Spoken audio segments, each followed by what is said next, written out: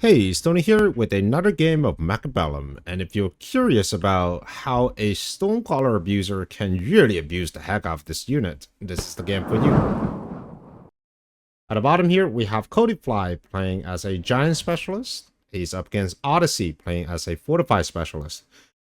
The average MMR for both these players are about 1800, and this game is actually taken from the latest Weekend Tournament Americas, and this is game number 6. Right off the bat, both players start with the stormcallers, and of course, both added the arc lights for chaff clear. And the only difference is their chaff, with Odyssey starting with fans and Cody Fly starting with crawlers. And typically in this kind of position, I would like to favor the crawler player. But there is one slight caveat, is that if Odyssey decided to play at least one late arriving fans, and that fan is going to draw so much more from the stormcallers, allowing the rest of his units, namely his own stormcallers, to deal the damage. It looks like that is going to be a late arriving fan, but it's not going to be in the middle. I prefer it to be in the middle, so as the frontline chaff gets cleared, the late arriving fans start walking towards the stormcallers, start drawing fire from pretty much all of the stormcallers, allowing your own stormcallers to deal the damage. Right now, it seems like this pack of fans is just doing enough to draw the firepower from one pack of the stormcallers, and this is what happens on the other side, right? You're taking quite a lot of damage. All right, so it's a great one for Odyssey. Looking at round 2, unit cards. Mustangs is interesting. Mustangs gives you an early advantage to get anti-missile for these Mustangs. Right now, there's only 2 packs of Stormcallers, and 2 packs of Mustangs with AM will actually be quite sufficient to deal with them. Codified decided to take the snipers. The snipers make sense if you're able to connect the snipers with the arc lights. Odyssey here. I'm just wondering what he will take. Mustang makes the most sense, so here are the Mustangs. Even if you're not getting anti-missile immediately, level 2 Mustangs are no joke when it comes to damage, and you can certainly use them as a DPS unit, just kind of powering down this initial arc lights, allowing your fans to walk a little bit further. However, just because how slow this board is currently from Odyssey, I think it would really benefit from a bit more late arriving fans, possibly one more here, just to tie up these stormcallers a little bit longer. All right, let's see how this round goes.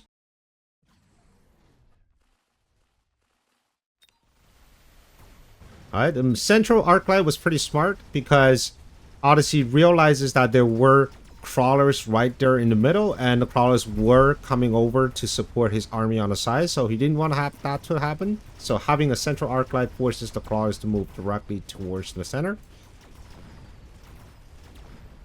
The 4 marksmen are doing work, but unfortunately they're being tied up with fans and the Mustangs, and the Stormcallers is the real MVP at the end of this round.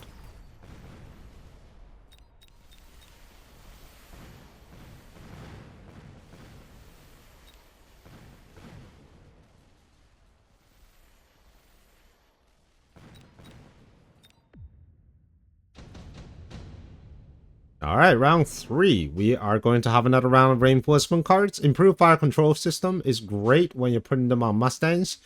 Problem is, you have to make a decision. Do you want to use your Mustangs as a carry unit, or will they have anti-missile tech? If you're planning on running anti-missile tech, then you might want to save that for something else. Cody decided to skip, even though I believe the underground threat was actually quite decent for Cody. Right now, looking at Odyssey's board, he really doesn't have a lot of chaff clear, right? He's got 3 arc lights, but with underground, that's going to tie up a lot of chaff clear, allowing Cody's own chaff clear, right, namely these arc lights, to get rid of these fans and allowing these snipers to connect with the arc lights. Now, for Cody, being a giant specialist at round 3, he does have the money to go with 2 units of fortresses. Now, forts are interesting. I think the forts provide a lot of HP up front, which Odyssey's boards currently lack. However, he does have these Stormcallers, and Stormcallers are actually quite decent against Giants. So if he ever decides to upgrade his Stormcaller to level 2, he is going to annihilate the HP advantage of these fortresses. Looking at Odyssey's board, he added the mobile beacon crawler, a very common tactic to draw fire from the initial few volleys of the stormcallers, allowing the rest of his army to advance a little bit further before getting shelled on. A side benefit of a mobile beacon crawler in this particular position, as you can see on the board here, is actually drawing all the army towards the center. And great thing about having all your army in the center while you're running stormcallers is that your stormcallers can create more splash, therefore getting more value from their volleys. Alright, so it looks like the board is clearing up and we still have 2 forts left over, one of them almost at full HP. And this is the problem I was talking about earlier. Right now, Odyssey's board does not have a lot of damage output with the exception of these stormcallers. So if I were Odyssey, I might want to consider upgrading the stormcallers. However, so far the stormcallers weren't able to really connect with the fortresses until the chaff is cleared, so he has sort of a double layer issue. The first layer is that his chaff clear is a little bit slower than that of the coated flies, and 2 is that after the chaff is cleared, Odyssey does not have a high damage units to deal with those fortresses. Alright, another round of cards. Extended range stormcaller is picked up by Codyfly. I think extended range stormcaller is actually quite decent, especially with like stormcaller is one of those units where it has a sort of a binary attack mode, right? So you either deal damage or you don't deal damage. And when you don't deal damage, that just means either the missiles are intercepted or the unit move out of the way. And when you do deal damage, you deal a lot of damage, right? 4 stormcallers, each dealing 4 or firing 4 missiles to a total of 16 missiles, and that roughly goes up to about 13,000 damage per volley if every single one of those missiles hit on the same target. I mean, that's what makes these stormcallers such a giga chad against shields, because shields are such huge targets, and almost all of the stormcaller missiles will hit those shields. Extended Stormcaller card does make them a little bit weaker, right? A decreased attack by 30%. But for that 30% decrease in attack, it allows them to fire at least 1 additional volley, if not 2.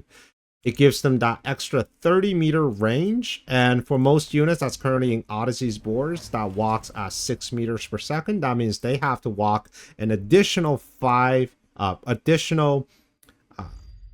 seconds, right? So 30 divided by 6, additional 5 seconds, and that allows the stormcallers to fire another volley. So I think overall that's a good card, especially if you're planning on doing even more stormcaller.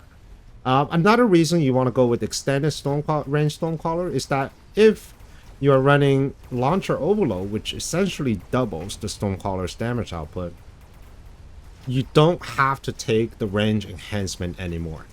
You'll be down by roughly 30 meter versus if you were to take range enhancement and not extended range card, but you're saving quite a lot of supplies, allowing you to pick something else like fire or electromag.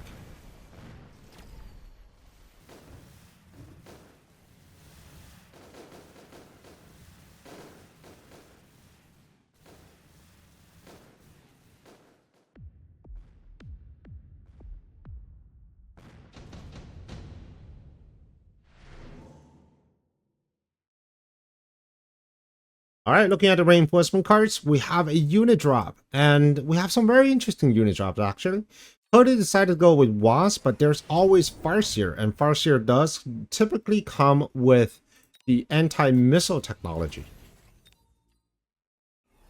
Now, if I were Odyssey, I would be looking at this board here and I would say, what's something that can help me navigate around these stormcallers? And speaking of the stormcallers, Cody decided to add even more stormcallers, and now with range, dealing a ridiculous 255 meter damage range. And that means these stormcallers here on the side is able to reach the melting point just about a few seconds after the round starts, and that's a ridiculous amount of range. Odyssey did decide to take the Farseer, and he does run Missile Interceptor on the Farseer. However, there's a bit of a scaling issue. The Farseer's AM device or AM technology only covers about half a squad of the Stormcaller. So if you really want to contest and give your army a good fighting chance against 6 squads of stormcallers, you'll likely want to have at least 10, if not 12 farseers. And because stormcallers cost 200 and the farseer actually costs 300, you'll never be able to win that scale battle, which means you'll always be at the mercy of the constant barrage from Codifly's stormcallers. And I'm actually quite surprised to see this kind of play in the tournament, right? This is usually the type of play that we do it for fun, because there's just so many ways that you can exploit something like this. One quick way to do this is, of course, just to have flanks. You're going to have lots of flanks. You're going to waste the Stormcaller volley by 1 or even 2 volleys, allowing your army to move up a little bit faster and engage with the Stormcallers. I mean, remember, once your army engage with the Stormcallers, they die extremely quickly. Another way to potentially get this done is to start building a very strong, aggressive position on one corner. Once you get the tower, these Stormcallers are basically worthless, and since they're so weak in HP, your army should be able to clear them up very quickly. Alright, so it looks like there's not going to be anti-missile on the Farseer, but instead that technology is going to fall onto the Mustangs. And if the Mustangs are going to be dedicated AM, I think Odyssey might want to sell his level 2 Mustang just to get some money back and put down a level 1 Mustang. Because remember, the anti-missile technology does not scale with level on the Mustang.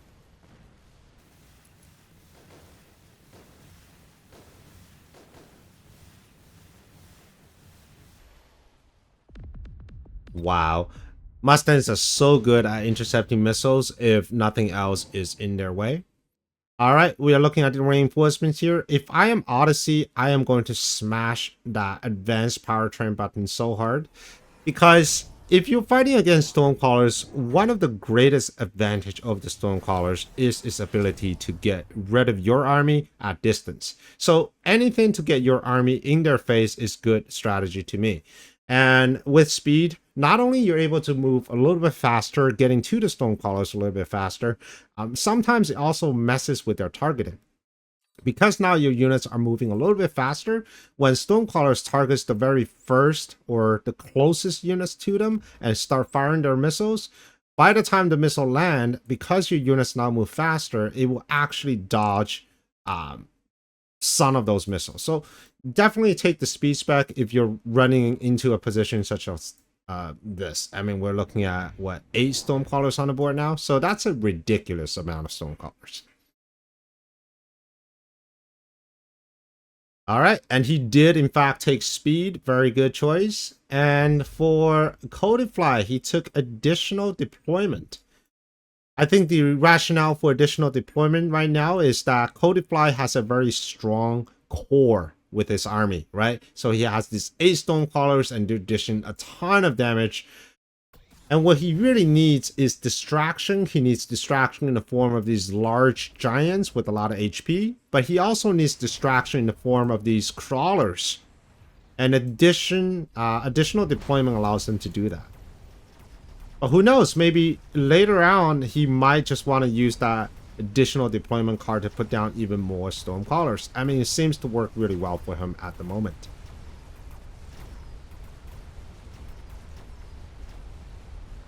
Alright, we got a pack of crawlers sneaking through in the back line here. And this is really where the weakness of the Stormcaller comes into play here. If I were Codifly, I'd probably put a secondary line of chaff clear in the form of arc lights just behind the Stormcallers. And the purpose of that is pretty obvious, is to catch any sort of crawlers that snuck through and any sort of chaff that kind of went beyond the Stormcaller rain of fire because of the initial chaff clear got destroyed.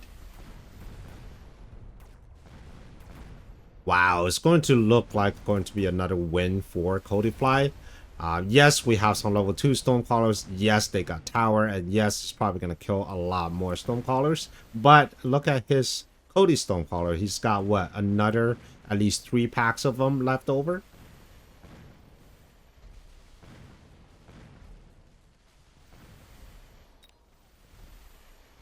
Wow, Wow, that's brutal.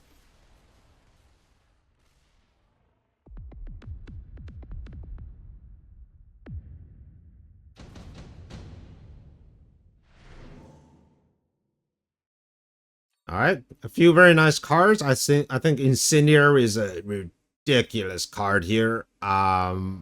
For both players really, but I think it's more so for Cody than it is for Odyssey.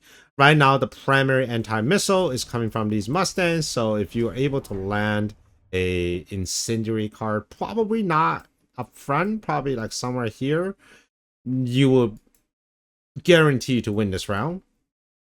For Odyssey, I think he really just wants to land Incendiary somewhere on top of the Stormcallers, because right now these guys aren't roving at all for the entire round. And if Cody is smart about it, he's going to drop shield on every single pack of these Stormcallers. And speaking of Stormcallers, it seems like there's never an end to these Stormcallers with 2 more additional packs landing. Wait, was it 2 or was it 4? It looks like there's going to be 4 more pack because he does have the deployment spec and he did take that additional mass recruitment. So added 4 more Stormcallers, bringing the total number of Stormcallers to 12 on his side of the board. He also took fire. He said, hey, I don't need Incendiary active card. I just need to have fire on my 12 Stormcallers and I'm going to light up his entire board in flames. I mean, looking at this board here, I mean, what would you even do against something like this, right? For me, I think if I'm Odyssey, first of all, I'm going to sell this Mustang. I just don't think this Mustang is contributing to anything useful right now. It did 0 damage, it's hogging an item, it is level 2. Get rid of this Mustang, put down a level 1 Mustang for the sole purpose of anti-missile. And then I would say, come on, let's do some crawlers all the way along the side. If anything, it's going to force Codify to put down even more anti-chaff units. And that's not necessarily a bad thing. But I think what's important, and as you can see here with the crawlers just kind of coming through here with Replicate, is going to mess up his targeting. Because of these Stormcallers have 255 range, if you're having units down on the side, at least half of these Stormcallers is going to be firing on the flank. The other half is going to be firing on this flank, leaving only about a small group of Stormcallers right here in the middle, firing at the actual army. So you're going to get some precious seconds getting rid of these Stormcallers. Alright, it looks like Odyssey is going to take the win here with these replicating crawlers. And of course, there's 1 level 2 melting point still left over.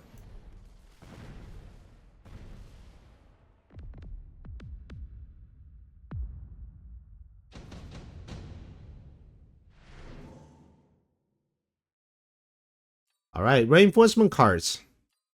Rapid cooling. Rapid cooling is not useful because nobody has any tech. Advanced shield is not useful because there's a lot of Stormcallers and neither is shield. But it seems like both are going to take advanced shield. I don't think they're going to take advanced shield for the purpose of just shielding from the Stormcallers. I think what they in fact want to do is to shield from future damage. For example, if a bombard or a lightning storm gets dropped, right, that would be very useful.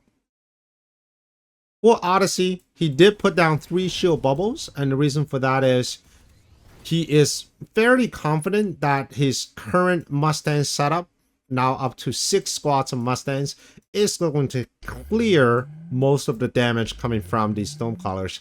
Last round, we saw the fire getting rid of some of these Mustangs because they were moving forward just a little too quickly. So these shield bubbles is there to protect the fire and hopefully keep the Mustangs within the bubbles and deflect all the missiles. Codify decided to take loose on the crawlers. Loose on the crawlers works really well against these Arclights and Farseers. They don't work as well against the Mustangs because they have no splash. Right now, though, I don't think any of the Mustangs are actually contributing to the fight, right? This guy did 740 damage. These Mustangs did a little bit more, right? 500. We got a level 3 Mustang now, but I don't think this one is going to do too much either, just because it will be so busy trying to intercept all those missiles. Alright, let's see how this game goes. So loose crawler, very good against Arc Lights, very good against Farseers, not so good against Mustangs. But for now, I don't even think they're doing that well of a job tanking.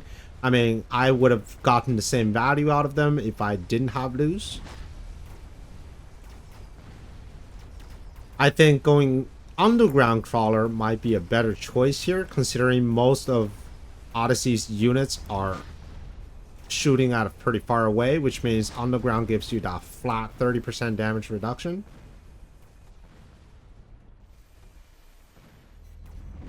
Man, just look at this. Once your chaff or your anti-missile squad in the form of Mustangs got cleared, Odyssey just mops the floor here. Now, unfortunately, he's got a few replicating crawler escaping and creating his own kingdom on the right-hand side. I don't think they are going to get this tower because of the fire, but that was just kind of funny to see. All of a sudden, you have like 30 crawlers emerging on one side because they were replicating.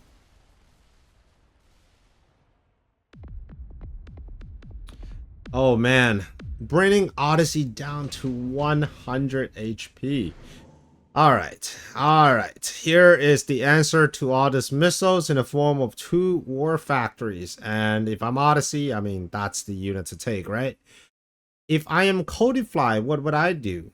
Wraith seems to be a good option. Wraith with range should be able to deal with these Mustangs a little bit more efficiently. And if we're not the Mustangs, at least the crawlers a bit more efficiently. Codify decided to just piling on these stormcallers. Added another 3 squads of stormcallers. Nope, 4 squads of stormcallers. And that is bringing the total number of stormcallers to 16. He even has stormcallers at the front, dealing the initial fire damage over to this area by the tower, hoping that these Mustangs will walk through that initial fire. Whew. He did not take range on the Wraith, but instead of going with DJ Beam. Oh, and now we've got the Stormcaller with Launcher Overload. Launcher Overload is sort of an indirect way against the War Factory anti-missile.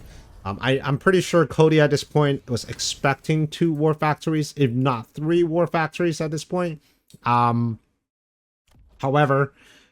Launcher Overload does cancel out, at least to a certain extent, the missile interceptor. So here's usually how this works. We have 2 Stormcallers.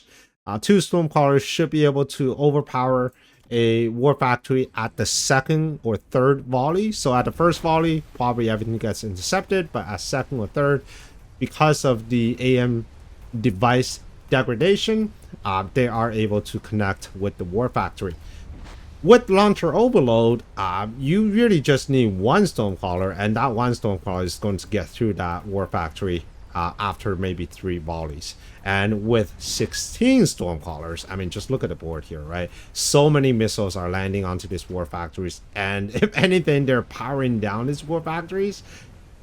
And that's with the support of this entire line of Mustangs who are doing nothing but to shoot rockets. That's it. They're not contributing to the fight. They're not doing any sort of chaff there. They're not even trying to shoot at the Stormcallers. They're just trying to shoot these rockets.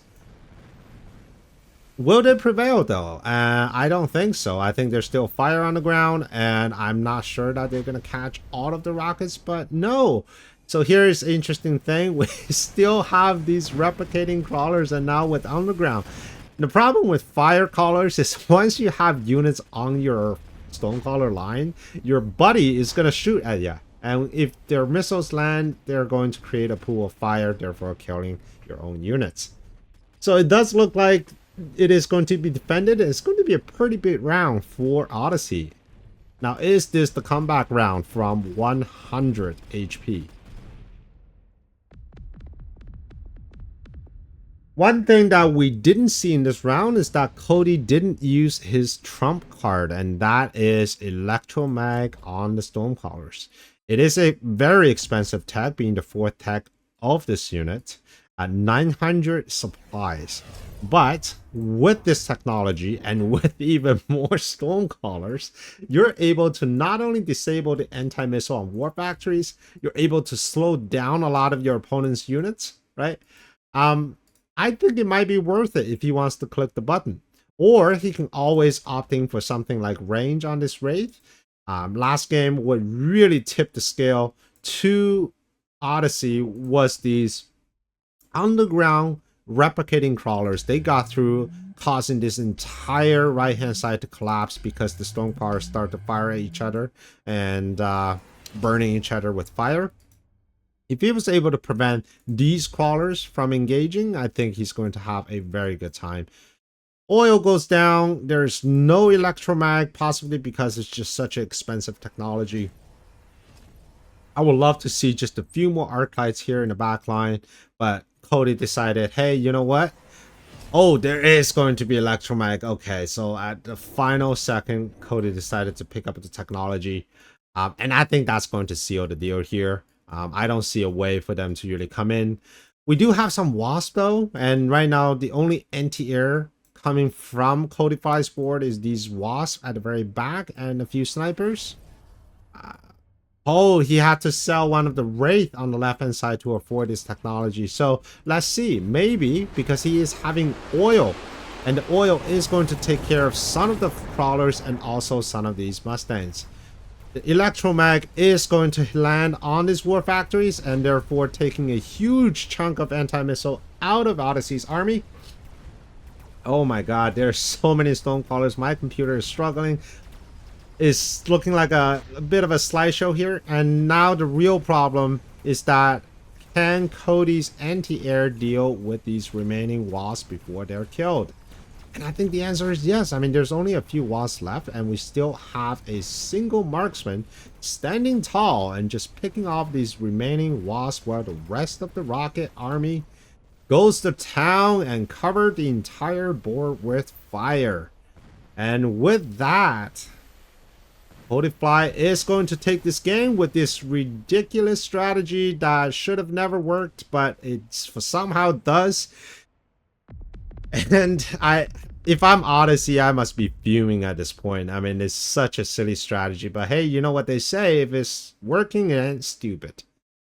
Alright, I hope you enjoyed this game, and if you're curious on how to play with stormcallers or even against stormcallers, here's a video for you, and I'll see you on the next one. Prepare your tactics, Mechabellum's calling. Deploy your fortress, the battlefield's alive with swarms.